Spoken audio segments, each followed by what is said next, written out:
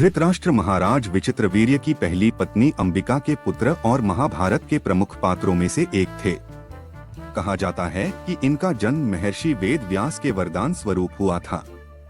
हस्तिनापुर के इस नेत्रहीन महाराज के 100 पुत्र और एक पुत्री थी। उनकी पत्नी का नाम गांधारी था। बाद में ये 100 पुत्र कौरव कहलाए।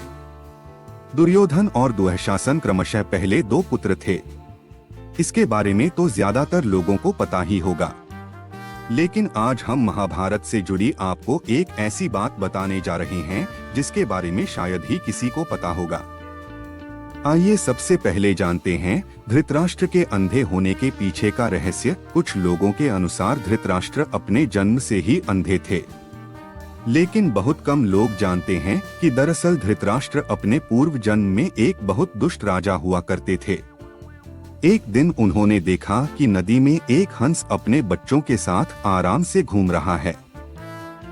राजा के आदेश पर हंस की आंख फोड़ दी गई और उसके बच्चों को मार दिया गया, जिस वजह से अगले जन्म में वह अंधा पैदा हुआ और उसके इस दुष्टता का खामियाजा उसके 100 पुत्रों को अपने प्राण देकर भुगतना पड़ा। इतना ही नहीं, अंधे होने की वजह से उसे राजपाट से वंचित रहना पड़ा। यही कारण था कि बड़े पुत्र होने के बावजूद भी उन्हें छोड़कर पांडु को राजा बना दिया गया और उनके हाथ में राजपाट सौंप दिया गया।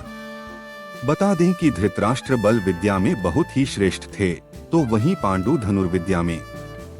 विदुर धर्म और नीति में पारंगत थे। विदुर दासी पुत्र था, इसलिए पांडु की मौत के बाद धृतराष्ट्र को राजा बनाया गया। राजगद्दी पर बैठने के बाद वे नहीं चाहते थे कि उनके बाद युधिष्ठिर राजा बने, बल्कि वे चाहते थे कि उनका पुत्र दुर्योधन राजा बने। इसी कारण वे लगातार पांडव पुत्रों की उपेक्षा करते रहे। आइए अब आपको है कि गांधारी परिवार को किसने मारा था। गांधारी के परिवार को मारने वाला कोई और नहीं बल्कि उसका ही पति धृतराष्ट्र था। अब आप सोच रहे होंगे कि आखिर क्यों धृतराष्ट्र ने अपनी ही धर्मपत्नी के परिवार का खात्मा कर दिया। गौरतलब है कि गांधारी की कुंडली में दोष के कारण एक साधु के कहे अनुसार उनका विवाह पहले एक बकरे के साथ संपन्न करवाया गया था। बाद में उस ही बकरे की बलि दे दी गई थी। ये बात गांधारी और उसके परिवार वालों ने विवाह के समय छुपाई थी। तो जब धृतराष्ट्र को इस बात का पता चला तो उसने गांधार नरेश सुबाला और उसके 100 पुत्रों को कारावास में डाल दिया और काफी यातनाएं दी, यहाँ तक कि उन्हें भोजन भी कम दिया जाता था, जिस वजह से एक एक करके सुबाला के सभी पुत्र मरने लगे। उन्हें खाने के लिए सिर्फ मुट्ठी भर चावल दिए जाते थे। ये सब देखते हुए सुबाला ने अपने सबसे छोटे बेटे शकुनी को प्रतिशोध के लिए तैयार किया, जिसके बाद सभी लोग अपने हिस्से के चावल शकुनी को देते थे ताकि वे जीवित रहकर कौरवों का नाश कर सके।